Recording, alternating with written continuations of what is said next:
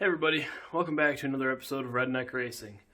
Now that we've got the chassis of the car pretty much set up the way we want it, got the majority of the roll cage done up, it's time to start working on the drivetrain so we can get this car at the curb weight it's going to sit at so that we can move on to working on some of the suspension. So, the biggest component of the drivetrain obviously is the motor. So right here is the 6-liter motor.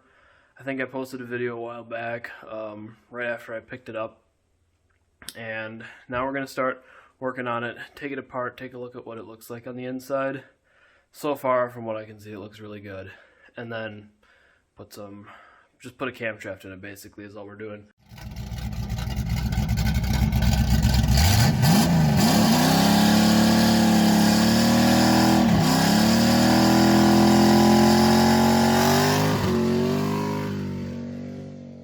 So these are on the table here, the majority of the parts that I have for it. I'm pretty sure these are all the parts that I'm going to need for the motor. So we've got way over here is the camshaft, and then these are cylinder heads off of the mock-up block 5.3 that we've had for a while. These are going to get the compression ratio over 10.5 static. So the dynamic compression ratio I think is going to be, I don't know, 9.5 maybe.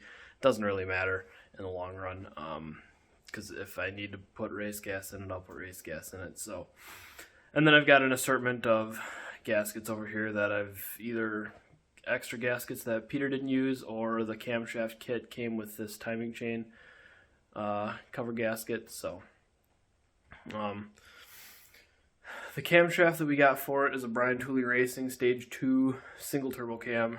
I got it used.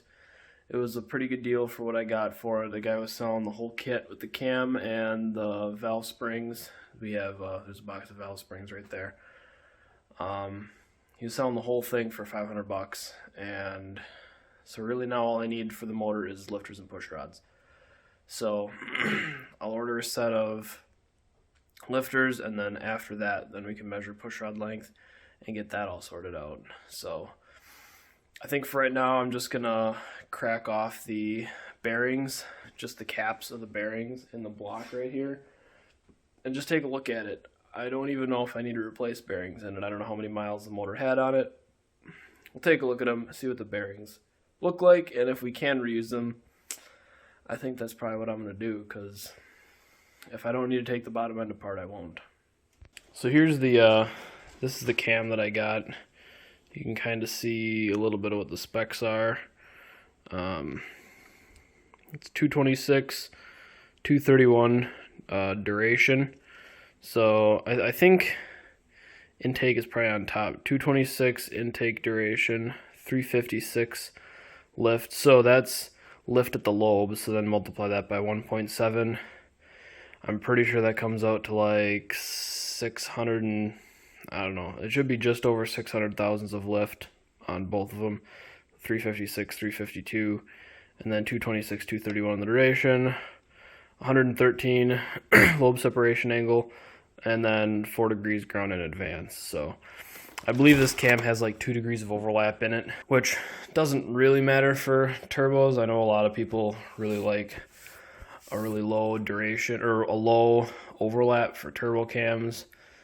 At the end of the day, it doesn't really matter. If you have a certain amount of boost in the intake runner, that's how much boost is going into the combustion chamber, into the cylinder. So, but this is a good deal. I got it for probably $100 cheaper than if I was going to get it brand new. And yeah, I got it used, but it's brand new. I mean, it's still in the packaging. The packaging was ripped open, but the cam lobes look good yet. It was never run on anything. Gonna fire up the Camaro real quick here. I gotta pull my truck up to the garage door to unload the tranny. And then there's a big slab of cardboard in the bed that I want to throw down on the garage floor. But anyways, figured I'd give you guys a cold start. I feel bad calling it that because it's like 50 degrees outside or something. Well, maybe not quite that warm. Anyways, this old girl hasn't been started in probably 2 weeks here, so battery's not dead, that's good.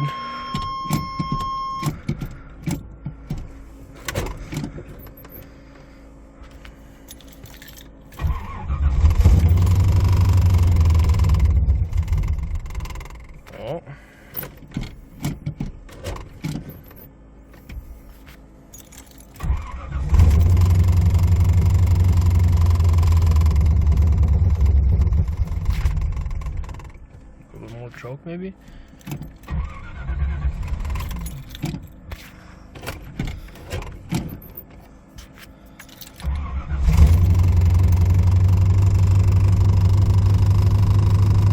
I think we're running now.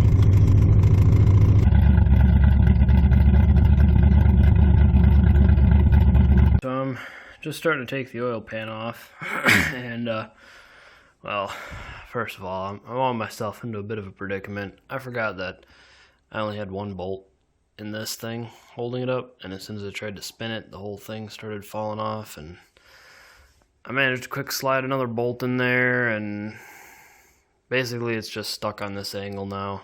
I'm seeing a lot of water coming out of here.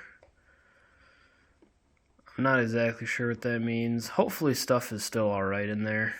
But if there's not a lot of water, it was probably just sitting in here in the sump. So I'm not sure if the oil was ever drained or not.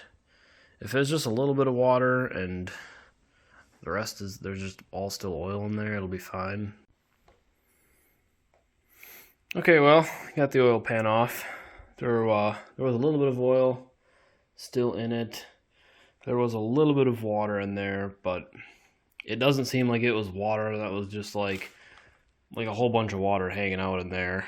The oil wasn't really milkshake. There's a little bit of milky looking, like milkshake looking spots like in the oil pan. It looks dirty, but it's not the worst I've seen. I'm not nearly as disappointed as I thought I was going to be. When I saw a bunch of water leaking out of there, I thought everything was going to be milkshaked and there's going to be like a half a gallon of water in there. There was literally just 3 little drops of water that came out, and that was about it. Welcome back to the engine disassembly.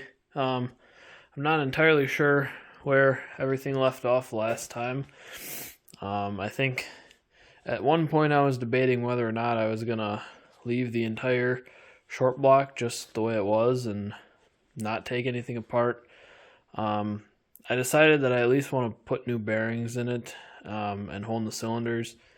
I pulled one of the caps off, and I think it was this one. And the bearing, it's not terrible, but they could stand to be replaced. I kind of just wanted to pull all the rest of them off and just make sure the crankshaft is good to go, which it definitely looks like it is. I think I'll probably pull it out and maybe just take some really fine emery cloth or sandpaper or something and just hit this, each of the journals with some of that. The one bearing that for sure looks like it needs to be replaced is this one right here. You can see there's a mark on the bearing right there. Looks like maybe something went through. Maybe. We got all the pistons out. All the rod journals look good, which that's a good sign, because at least in my little bit of experience, the rod journals are always worse than the main journals for whatever reason. At least that's how it's been on the small block Chevys. The rod journals both the small block Chevys that we had, the rod journal was the one that needed to be ground. These two, the bearings that I took off of these two looked a little bit warmed up, like the rod cap after I took the bearing out.